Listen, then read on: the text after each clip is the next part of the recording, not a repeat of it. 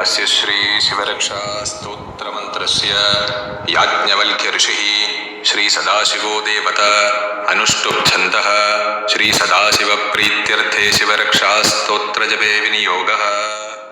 चरितं देवदेवस्य महादेवस्य पावनम् अपारं परमोदारं चतुर्वर्गस्य साधनं गौरी विनायकोपेतं पञ्चवक्त्रं त्रिनेत्रकं शिवं ध्यात्वा दशभुजं शिवरक्षां पठेन्नरः।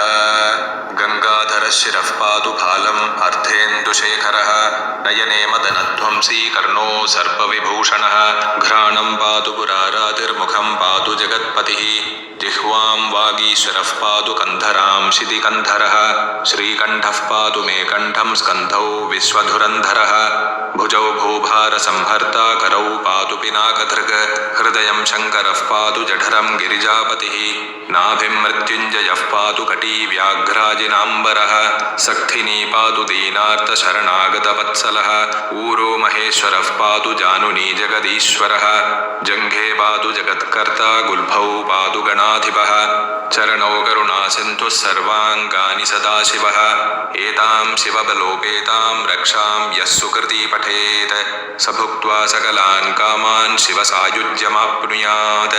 ग्रहभूतपिशाचाद्यास्त्रैलोक्ये विचरन्ति ये दूरादाशु पलायन्ते शिवनामाभिरक्षणात् अभयङ्करनामेदं कवचं पार्वतीपतेः भक्त्या बिभर्ति यः कण्ठे तस्य वश्यं जगत्त्रयम् इमां नारायणस्वप्ने शिवरक्षां यथादिशत् प्रातरुत्थाय योगीन्द्रो याज्ञवल्क्यस्तथा लिखत्।